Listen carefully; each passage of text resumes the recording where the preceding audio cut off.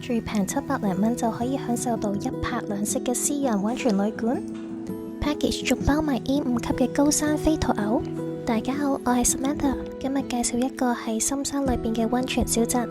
去咗日本咁多次，終於喺呢個奧飛驒溫泉鄉嘅平湯溫泉揾到我嘅人生旅館啦！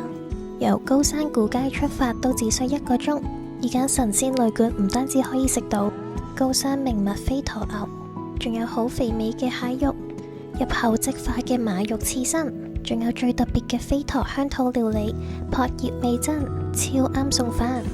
室內外嘅私人溫泉，浸完之後成個人都變到滑溜溜咁。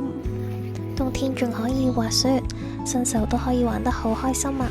揀啱日子嚟，仲可以見到超夢幻嘅瀑布，同埋睇到煙花。